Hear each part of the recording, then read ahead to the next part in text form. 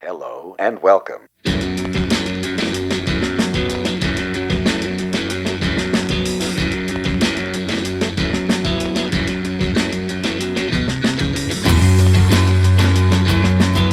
You're still rolling? Yeah. Okay, sorry. It's been a while. It's been a while since we taped the show. Welcome back to the Church of Mark. We have Saltwater Hank with us today. Thank you for coming down. Yeah, thanks for having me.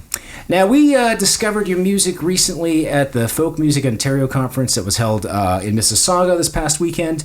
And I've heard about you before, but I haven't had a chance to check out your music. And Laura and I were blown away by your showcase. We didn't know what to expect. Just everyone kept telling us, you got to go see Saltwater Hank. You got to go see him. Okay, so we put it in our schedule, and man, we were just blown away. Thank you. How did you feel about the conference and the performance and all that? Yeah, I think it was good. I felt good, like with my bandmates. I think we put on a good show, even considering all of the, pressure that it is in one of those situations. But, fortunately for our, my booker, who's a good friend of mine, Richard Garvey, he gave us the best advice prior to going on stage. He was like, yeah, I remember that show you played at Quadripalooza. You said that was like the best show, like the funnest show of the year kind of thing. Pretend it's that. So then that's what we did. And as a result, we met a bunch of new friends, and it's been pretty cool. That's awesome. Yeah, we missed going to the conference, of course, during the COVID sort of era, so it's great that these sort of in-person type conferences are coming back on. And any acts that you saw that caught your eye or your ear? Yeah. And can I remember the name of them? Definitely not. Okay. But there was some cool stuff for sure. And especially, there are a lot of wicked singers in that were performing there at the conference, but really where it was at was the fourth floor hotel room at 1 and 2 in the morning, where people are just passing a guitar around and singing their songs. And that was really beautiful. Lancelot was awesome. Lancelot, it was the first time actually hanging out with him in person, but he was at the Jam late night and of course, singing some tunes. It was awesome. Yeah. Yeah, he's fantastic. It's always a great group of people there, and you never know what you're going to get sort of musically. So after, the conference is done, and you have a show coming up in Toronto, and that's happening on Wednesday. Yeah. Is that tomorrow? What's today? Well, today is Tuesday that we tape the show, but it'll actually air tomorrow, so let's pretend it's today. So that's tonight at the Linsmore Tavern. Yeah, totally. What time's the show on, and can you give us more information? And there's another act on the bill as well. Mm-hmm. Yeah, so it's a show of power trios. So we've got our band, and then the MIP Power Trio is going to be playing as well. I think the show starts at 8, and MIP is awesome. Just straight ahead rock and roll. Yeah. I've known MIP for a while from the BC scene. She always comes out there during festival season. I think she's been to every single Smithers Midsummer Festival there is. But yeah, it'll be cool. We're good buds, so it'll be nice to share a show together finally. That's awesome. So power trios. Do you have any favorite power trios that are well known and have released albums like Nirvana or Rush or any of those favorites? Both of those. Jimi Hendrix is great. Oh, right, yeah. Yeah. Recently, I've been listening to a lot of Fuzz. That's a project by Ty Segall. And he plays the drums and sings at the same time, and then he's got a guitarist and a bassist, and that's how they tour. Oh, that's wicked. Yeah, it's really cool. And it's I would assume it's easier to tour as a trio? Less people to put in the van and fly and... For sure, yeah. Okay. Yeah, we like to, it's not like we choose it, but the people that we usually find ourselves playing with, myself and Danny Bell, who's been my drummer for 12 years, also have projects of their own. So last summer we were touring with a good friend of mine, Ryan McNally. He's an old time kind of like jug band, jazz and blues kind of old timey musician. But he played bass for me, and then like he would open the whole show. And then he would also play in Danny Bell's band, and I would play drums in Danny Bell's band. So it was like we had a 3-act show with 3 people touring, which was awesome. Great. Yeah. So if like money was no object, would you still keep it a trio, or would you have like this huge sort of band or orchestral sort of arrangement behind you? Or right? Yeah, I think. Yeah, that's a fun, creative question that flips my brain in ways that are fun. I think I would keep it a trio because I love that. I love the space that happens, especially if I'm doing a lead between, like it's like everything drops rather than having a rhythm guitar behind a guitar solo kind of thing. Right, yeah. Which was so like I'm obsessed with Jimi Hendrix's sound that his band produced, and when he was doing a solo, it was like you could really hear that. Absolutely. Not that I'm like a guitar solo guy. I'm not. You played some wicked solos the other night, man. Come on. Thank you. We have it on tape. You do. No, but I think I would get singers from back home. Okay. And dancers from back home. Oh, right. Yeah. We have huge dance groups. Right. So I would hire them. And maybe tell everyone where back home that is for you. Yeah. So I live in a place called Lachén. That means the place where there's foam on the water, because our island is surrounded by tidal rapids. And it was a shared, and still is a shared territory among lots of Tsimshian villages. That's where I was birthed. It's where my grandparents are from. My parents are loosely from. My dad is born and raised there. And Lachén is known, I'd like to say, its nickname is Prince Rupert, BC. Okay, Prince Rupert, all right. That's something I'm familiar with. Yes. Yeah. Kind of like, how some people are like, their whole life they are, legally Bobberson. Right. But then they suddenly, in the short period of their life when they're an adult, they're named like Squeegee or something. Squeegee, right. So like I like to liken that to our like timeline of Tsimshian history, which goes from multiple ice ages ago all the way up until now, and then the nickname comes along. Okay. Now, I noticed from the other night that you're singing in your language, the music in the songs, which is quite interesting given the sort of the genre and the type of, a rock combo that you're putting on. Was that a conscious decision right from day one that you wanted to do that, or you just felt more inspired singing in the language? Yeah, it's been an interesting journey.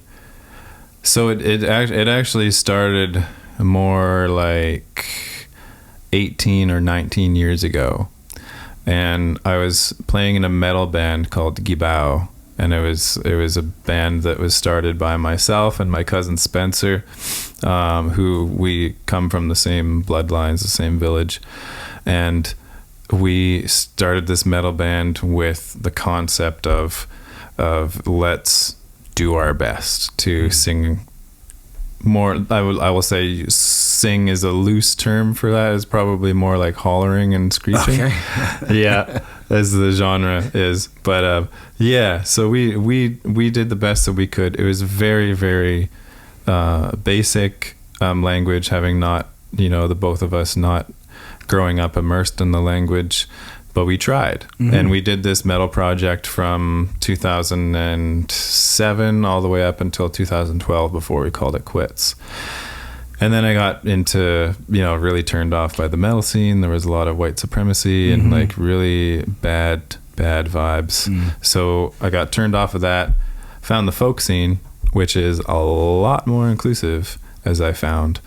And then, but at the same time, it was funny. Like I'd stopped singing in my language. I wanted to reach a broader audience. I was living in Prince George off of my traditional territory.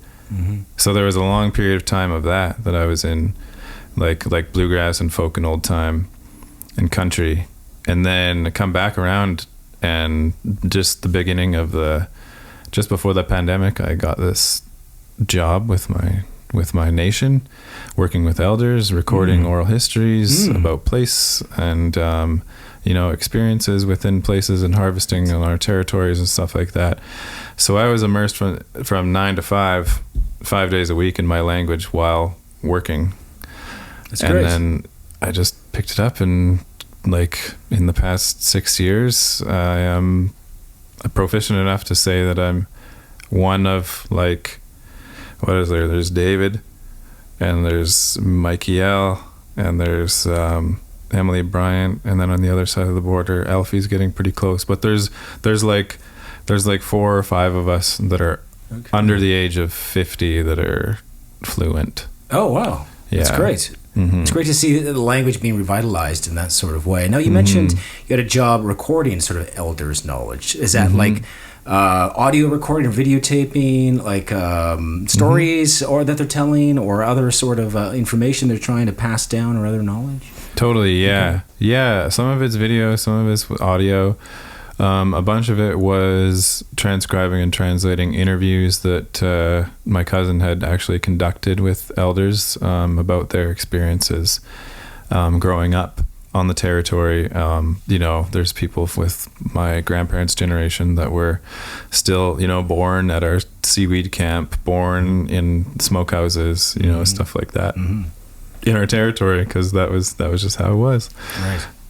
So people talk about that, and yeah, I get to listen to that and then learn the language simultaneously. It's been really nice. And did you hear a lot of the language growing up while you were in that community? A bit, like not a ton though. It was interesting because I think, obviously, through trauma and whatever, like we didn't hear a lot of it.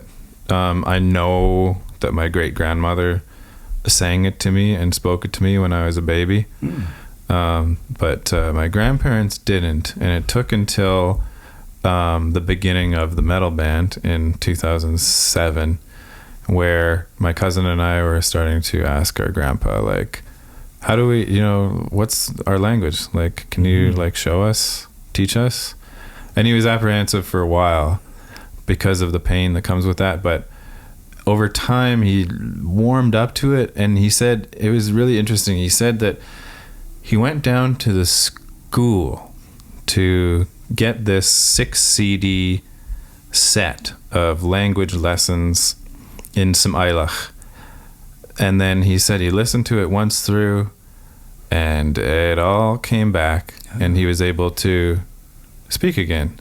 And then on the phone, he'd pick up the phone and he'd talk to his friends and relatives, and he'd be speaking entirely in Tsimshian, and we'd never seen that before growing up.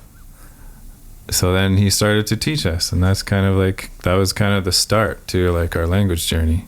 Oh, that's fantastic. And how many people speak the language in your community now? Is it like a more of a smaller percentage, but that's growing each day, would you say? Yeah, it's I would say there's around 60 left. Okay. And that's mostly people that are over the age of 60, 70. Right. But we're working on it. Okay. We're working on creating new fluent speakers. The organization that I work for outside of my music career is the Tsimshian Culture Society, and what we do is we focus on food sovereignty, but also language immersion. So we kind of just started a pilot project back home called the Household Fluency Program, where we pair up households with a group of elders, and they just chill out and don't speak English, and it's very low pressure, very chill environment, very non-colonial in the sense that it's not like a classroom. You don't have lessons. You just hang out with the old people and learn through experience. Yeah, absolutely. being immersed into it in community. Mm-hmm. Now, we were just before you came on the show, I was listening to your Bandcamp this morning, trying to get a sort of a better idea, kind of the music that you do, since we just discovered you on the weekend. And it's quite eclectic. Like, there's folk stuff, and you also play the fiddle, and then your latest release is this rock project. So what kind of bands or artists did you listen to while growing up? Yeah, I mean, I was introduced right away, and I remember, some of my earliest memories are going into the pickup truck with my dad, and he'd have cassettes so that he would play. And I mean, he's a musician, and like our whole family is like quite musical. So there'd be like CCR, there'd be the Animals. Okay. So like that kind of stuff, and like Elvis and like Hank Williams Sr. and like the country greats from a long time ago. So I kind of grew up around that, and then like as a kid, hearing my family all jam this kind of stuff, it eventually, as I got older and not wiser, but it became uncool. So that's when I got into like punk rock and metal in my later teens. Okay. Yeah. But who were some of your favorite punk and metal bands? Dead Kennedys is a huge one. Okay. Yeah. Early metal days, I got really into Slayer. Oh, Slayer, yes. Yeah. Okay. And like Megadeth, guitar players between Dave Mustaine and I forget the other guy's name, but he was on the Rust in Peace album, which was incredible. Okay, awesome. Yeah, great. So this project that you have now is rock. Is there for your next record? Are you going to venture out and do something different? Go back to folk? Or are you going to do something maybe you haven't even thought of doing yet? Maybe something experimental, orchestral, ambient. Yeah. I mean, like, anything's possible. Okay. I like to thank my neurodivergence for that. I always find a thing that I can get really obsessed with for a short amount of time, and then go to another thing that I become obsessed with for a short amount of time. So like right now, it's really, I could roll the dice, but we're riding the wave of rock and roll as it stands right now, and it's getting heavier. So we're venturing out into, like more droney, like bluesy Black Sabbath kind of stuff. Oh, nice. That kind of, vibe. But and also just like I'm getting more into like trying my best to capture the essence of what is Tsimshian style music, which is, it's so super different, not only, to like the traditional music from out here, but even like you can hear a huge difference between Tsimshian music and Haida music, and we're only across one body of water from each other, or like the neighbors inland, the Gitga'at, they have a totally different style of singing than we do. So like I'm trying to like really capture that and bring that influence into our rock and roll sound. Awesome. And it seems like rock is coming back, like stronger than ever. I think, music works in cycles, right? Maybe we're hitting the rock cycle again, because it seems like a lot of rock acts are coming out, especially a lot of trios.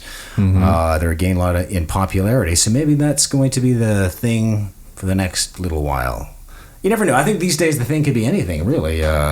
Yeah, these days, because there's like 100,000 songs released a day, they say, worldwide. Wow. Which is a super huge challenge for independent artists in marketing, promoting their music. So what are some of the other challenges that you've had while embarking on this musical career? Yeah, I mean, I think the tough part is just like organizing everything. I now in where I'm at in my career today, I couldn't imagine operating without a booking agent anymore. That's I'm like, how did I do that for so long, and being so disorganized myself, like naturally. So that's been a tough thing. I mean, like, finding ourselves indigenous people represented in all facets of the industry has been hard. Absolutely. I feel lucky that I get to be a part of an indigenous record label, Nikamo, out of Montreal. So that's been cool. You know, it's like my first like record deal, so to speak. So that's been great. But otherwise, yeah, I mean, it's a slog, but it doesn't really feel too much like one. Okay. Well, you're still having fun. Still, of course, yeah. That's right. Otherwise, why do it then if you're not having fun? Exactly. Yeah. I love what we do. I really feel like I wake up every day and really try to remind myself that I could be doing something that I don't like. That's right. Absolutely. Yeah, every day. Well, a lot of people that are doing something they don't like every day. And they're trying to find a way out of it. And thankfully we did. Yeah, totally. So you can too. Yeah, absolutely. So speaking of that and challenges at the FMO conference, we were at this, it wasn't really a panel, it was more like a indigenous discussion room about different challenges that we might be experiencing in the business. And one of them was there's not enough of our people as publicists, as booking agents, as artist managers, and so forth. But it seems like there's some initiatives trying to get more of our people in these positions. Do you think, do you have any sort of, ideas on how we can get more of our people into these sort of, let's call it behind the scenes? Because we have a lot of people trying to be stars already, and that's great and everything, but we need more people doing I call it the real work, to be honest with you. Yeah. Totally. Yeah. One of the initiatives from BC that I've really enjoyed and I've benefited from personally, was through the First Peoples Culture Council. And what they did is they had this, and I think they still do, they have like a mentorship program where two people get funded. One is a master recording engineer from a reputable studio, and the other is somebody like me. Okay. And I got to take part in that program, and I got to, work all day, 7 days a week. It was intense for an entire month at a tape studio. Oh, awesome. But yeah, now I know the ins and outs of tape recording. I could service a reel-to-reel if I really wanted to, and swap out parts and calibrate the heads and all that stuff. It's a good thing you're here because we got an old tape machine in the basement. We'll do that after the show. Yeah, totally. But yeah, you could have similar mentorship programs for indigenous people. Doesn't have to necessarily be artists, but who are like interested, and get a team of like awesome publicists together, and then you're like, go mentor with them for a while. That'd be sweet. And that's sort of the best way to learn. Again, learning while actually doing the thing that you're trying to know or learn how to do. Yeah, exactly. And now one of the other challenges that was discussed, at the discussion was, of course, the whole pretendian issue as well, and how again, getting more of our people into those positions sometimes difficult because sometimes those positions are already occupied by people pretending to be us, and that's kind of been a huge issue now for a couple of years. And I'm not sure honestly what the solution is. What are your thoughts on the whole sort of situation? Yeah, I mean, just like all of us, everybody's got a lot of thoughts. My own thoughts on it, my personal thoughts is like, it sucks. I mean, when the whole Buffy expose came out, I didn't want to believe it. I felt betrayed and lied to, it was a personal thing because I like so many other people loved her music, right, and was inspired by everything she did. And then to have that, the rug being taken out from underneath, it sucked. I don't think anyone saw that coming. No. Yeah. And I think I think it's good that people are held accountable. I think it's good if there's a whole shake-up in the scene, and then it's kind of been this elephant in the room since then. I do think, and I'm not really a pacifist in this sense. I want to make that clear. But I think people need to be held accountable for their actions. I think they need to come clean and face the truth. But I also think that they deserve the same care and respect and kindness through all of that. Because, and I would say that it's probably a similar way, across across the country in terms of the roots of our teachings, the roots of my teachings. The old people say, if you are in a room and there's somebody there that you absolutely cannot stand, acknowledge them anyway and show respect to them. Don't try to hurt them. Don't be unkind. These kinds of things, I think, were ways that we continue to move forward in our societies as Indigenous people before colonialism came and did its thing. And it's tough, and I find myself thinking, I really hope these people, they get all kinds of fines and get kind of shamed on social media. These intrusive thoughts come into my mind, but then I have to remember these teachings about what it means to be a good Tsimshian person and what it means to be a good community member. And that is, even if you don't like anything somebody did, and if they screwed up, and if they are, causing harm, that while they should be accountable, it's got to be done respectfully. Right. There has to be some sort of way back from erroneous behavior. We just can't cast this person out into the void. I mean, that's not healthy for anyone either. For sure. It is I think it is a situation and a really complex sort of topic, but I think that'll be developing more as sort of the months move forward, because I know the Indigenous Music Office, that's going to be a topic they're going to be tackling coming up in the new year. So we'll see what happens with that. Yeah. Now I'm going to switch gears a bit. I was talking to a mutual friend of ours, Mimi Botswan, and she told me to ask you about Sasquatch. Oh yeah. Tell us about Sasquatch, please. Yeah, her and her husband Ryan, they're both of them are dear friends to me. Ryan's also really into them. So I've seen one. Oh really? Okay. Yeah, and it was pretty cool to see one. What was the situation or scenario? I was working for the North Coast Skeena Stewardship Society. We were doing chum salmon radio tagging back home on the Skeena, in the tidal portion of the Skeena. So we would go out there and drift net every day and put tags in the fish, and then they're getting tracked and see where they go. Because for whatever reason, we're in 2024 and we still don't know where the chum go. Oh, really? Okay. Yeah, but they're wily fish. But so anyway, we're doing that every day, and we're we're going to work at 7:30 in the morning. It's still quite bright then, middle of summer, way up north.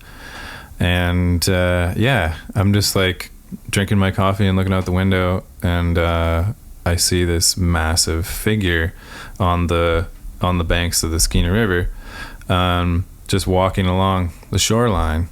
And I thought, is this so funny, recalling the brain processing that happened, because I've seen that. I thought, logical brain takes over, and it's it must be a person. Right. And then I look harder, and it is definitely not a person, because it is huge, and it is completely black and covered in hair. How tall or big would you say the object or figure was? It had to have been 12 feet tall. Oh wow! That's huge. I saw it walk past a downed tree root of like an old growth tree, and it was as tall as that. And you walk those. We got real big trees out there. Oh yes, of course. The root wads are taller than this ceiling. Right. Yeah. And it walked past one of those, and it was taller than that. So I thought, okay, well maybe it's a grizzly bear, but grizzly bears aren't black and covered in hair, and they don't walk on 2 feet with their arms swinging like this. Oh, jeez. So I seen it, and it was looking into the water, and I told my coworker who was driving, I told her to slow down because I wanted to look at this thing. And I was like, are you seeing what I'm seeing? Because I feel like I might be hallucinating. And she was like, yeah, and that thing is huge. So we're both looking at it going 30 kilometers an hour on the highway. Nobody behind us. We can just watch it. We were watching it for a couple minutes. And yeah, I took out my phone and I thought, you know, of all the years of the blurry photos and videos, finally I got presented the gift of a clear, you know, what we call bottless right there. And I you know, I have all the time in the world. I'm going to get it. So I point my phone at it and I'm pressing the photo button. It's not working. I turn away through the windshield, takes a picture, turn it back, make sure the Sasquatch is in focus, not taking the picture. Wow. Huh. Told the old people about that. They said that they're supernaturals and they are beyond flesh and blood. Interesting. That's all I can say. Yeah. You know, because a lot of people that go, like researchers or Bigfoot hunters, they can't find any evidence. Although there's been hundreds, if not thousands, of sightings over the years. And they can't even find, like, their poop. You got to poop somewhere, right? So no evidence. I was reading, I forget who wrote the article, but there was a theory that these are, like, interdimensional beings. So they're coming through, like, the tear in the fabric of space-time, and they just walk into our dimension, we see them, hey, and then they walk back into their plane of existence. Again, just a theory. I don't know if that's true. Don't quote me on that, people. Yeah, Mark said they come from another dimension. I again don't know. You're quoting someone else. Yeah. But it is very interesting. And especially, you know, lately in the last couple of years, especially with David Grush talking in front of Congress and all these UFO whistleblowers coming out, like Lou Elizondo. And there's a lot of connections that people have with UFOs and Sasquatch as well. And another theory I was reading, again, I read a lot of stuff, tinfoil hat stuff. Well, you know, Laura can attest to that. One of the theories was that Sasquatch is actually us, like from another dimension. That's what we would have eventually become if aliens didn't come and tweak our DNA and make us into Homo sapiens. Interesting. That's another theory. So there's all these theories as to what it might be, but it is definitely supernatural for sure. Yeah. And I've talked to some people when I was at the Banff Center that have seen something that they can't explain either. Yeah, so definitely there's something out there for sure. Totally. Yeah, and I mean, back home, people see them all the time. Okay. It's like really normal. Right. Yeah. Okay. I mean, there's clusters of it, and it's kind of funny because, I don't know, I was talking to a friend about it, and I'm like, these things love a good hot tub. Oh, who doesn't? Because, like, oh yeah, I mean, like, there's something that we share with them. Like, if you think of these large clusters of sightings, where are they? We've got Harrison, Hot Springs, and then you've got the famous book Monkey Beach by Eden Robinson. Where's that? Bishop Bay, Hot Springs. Right. And then, you know, in the Himalayas, Hot Springs. Yes, of course. And then right across, directly across from where I saw it, a short swim for that thing, Hot Springs. Yeah. See? So, after a long day of walking, your muscles are sore. You just want to sit back in the hot springs, right? Totally. Yeah. Yeah, I mean, I would. You know, let your hair down, your fur down. Your fur down. That's right, whatever it may be. Yeah. You know, especially those feet. I mean, if they're that big, they're going to be aching from all the walking. You know, some nice hot water. Totally. All right. You know, maybe it should be a Sasquatch spa out there in the woods. Yeah. Maybe that's why they come to this dimension. Maybe in their dimension there's no hot springs. Yeah, it could be. We'll have to do some research, I think, on it. So after you're done the show tonight at the Linsmore Tavern, doors open at 8, is that correct? With MIP opening, what's your next? Are you going off to another town to do another show? And how long is this current tour? Yeah, we're touring until like the 18th or 19th of October. Okay. Yeah, so not too much longer. All right. But we've been on the road since June. Oh, So wow, we're that's a like- long time. Okay. Yeah, And you've just gone, like, you're going from coast to coast? Is that the plan, or? pretty well. I mean, we did like an East Coast tour, and then we went back and did a West Coast tour. We kind of been Okay. skipping the middle, and now we get to do the middle now. Now you get to the middle. Okay. Yeah. So we play Hamilton on the 11th at the Vertigo, and on the 12th in Montreal at Maison, and the 13th in Ottawa at Café de Cuff. Oh, Café de Cuff. Very Yeah. nice. Great. And then we hop over to Massachusetts. Oh, that's okay. And Yeah. where are you playing down there? Playing at a really, really cool venue at Clark University in Worcester. Okay. It looks like Worcester to me, but Right, that's right. how they say Worcester, it down there. yeah. I don't even try to say it.